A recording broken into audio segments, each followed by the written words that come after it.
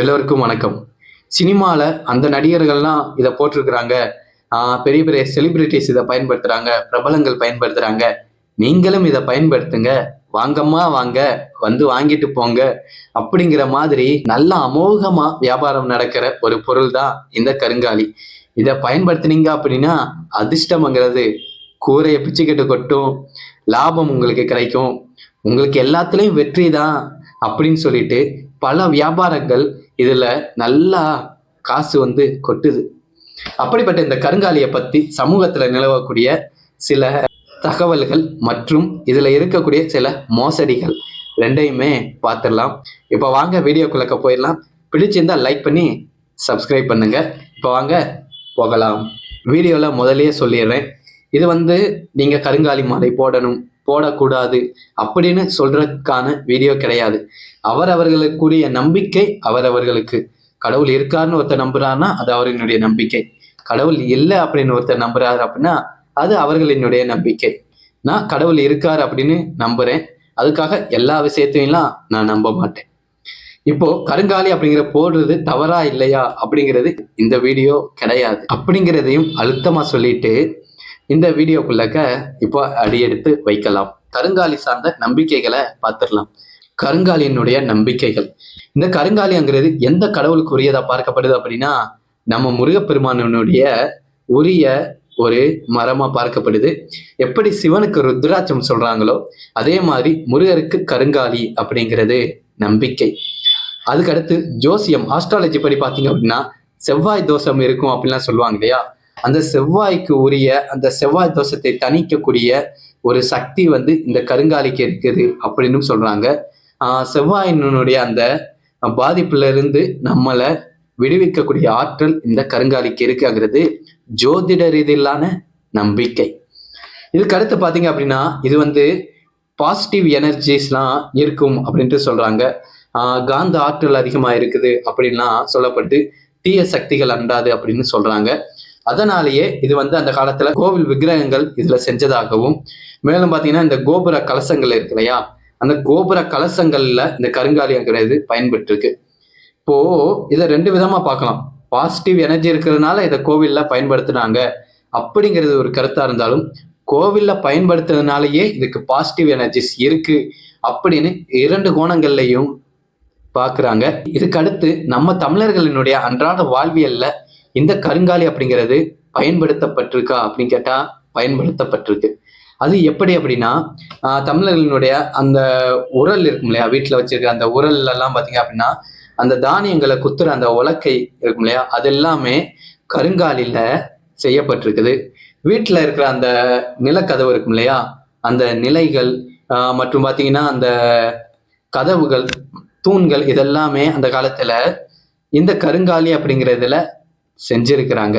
இதுக்கு அடுத்து வீட்டுல நம்ம படுக்கிற கட்டில்லாம் இருக்கு பாத்தீங்களா, அதுவும் கருங்காலில செய்யப்பட்டிருக்குது. இது பாத்தீங்க அப்படின்னா நம்ம வாழ்வியல்ல கருங்காலியினுடைய பயன்பாடு. சரிப்பா, ரைட்டு. கருங்காலினா என்ன அத சொல்லு அப்படின்னா சொல்றேன். கருங்காலி அப்படின்னா என்ன அப்படின்னா, கருங்காலி அப்படிங்கிறது ஒரு வகையான மரம். இதனுடைய தாவரவியல் பெயர் என்ன அப்படின்னா டயோஸ்பைரஸ் எபீனம் அப்படிங்கிறது. இந்த கருங்காலி அப்படிங்கிற மரம் எப்படி இருக்கும் அப்படின்னு அதனுடைய தோற்றத்தை சொல்றாங்க அப்படின்னா, இது அதிக கிளைகள் இருக்காது அப்படின்னு சொல்றாங்க.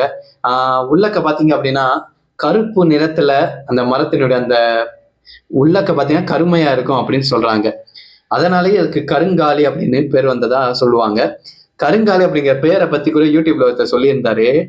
கருங்காலி பேர்லயே காளி இருக்குது, காளி அம்மன், அதனுடைய அம்சம் இது, அவ்வளவு சக்தி வாய்ந்த அப்படின்லாம் ஒருத்தர் சொன்னாரு. ஆக்சுவலா மேபி அத அம்மனுடைய சக்தி அந்த மரத்துல இருக்கலாம். அது ஒரு நம்பிக்கை. ஆனா அவர் சொன்ன மாதிரி பாத்தீங்க அப்படின்னா கருங்காலியில வரக்கூடிய காளி அம்மன் அப்படிங்கிறது இந்த லீ வரும். ஆனா கருங்காலி அப்படிங்கிறதுல இந்த குண்டுலி அப்படிங்கிறது வருது. அப்போ கருங்காலி அப்படின்னா கருப்பா இருக்கக்கூடிய கால்களை போன்றது.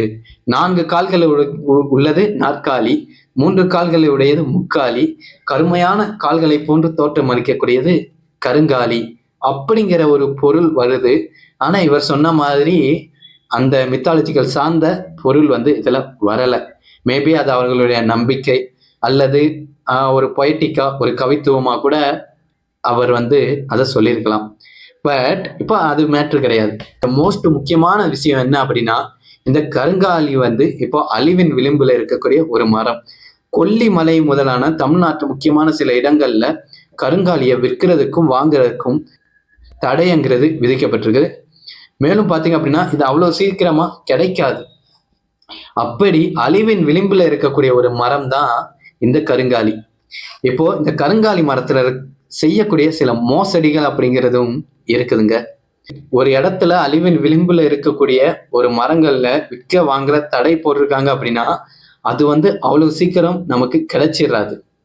அப்படிப்பட்ட இந்த கருங்காலி அப்படிங்கிறது இப்போ ஈஸியா கிடைக்குமா, ஈஸியா அதை மார்க்கெட்டிங் பண்ணி வித்துற முடியுமா அப்படின்னா அதுலயே நீங்க யோசிச்சு பார்க்கணும்.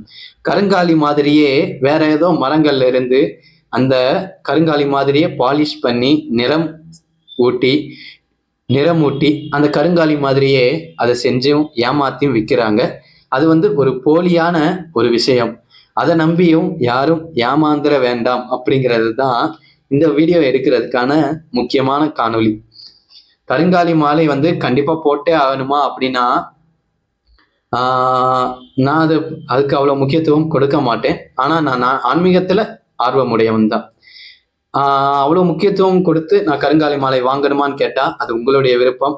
ஆனா அதுல இந்த மாதிரி ஏமாறக்கூடிய சில விஷயங்களும் இருக்கு அப்படிங்கிறத தெரிஞ்சுக்கணும். ஏன்னா இப்போ எல்லாருக்குமே செல்போனுங்கிறது யூஸ் பண்ண தெரியாது.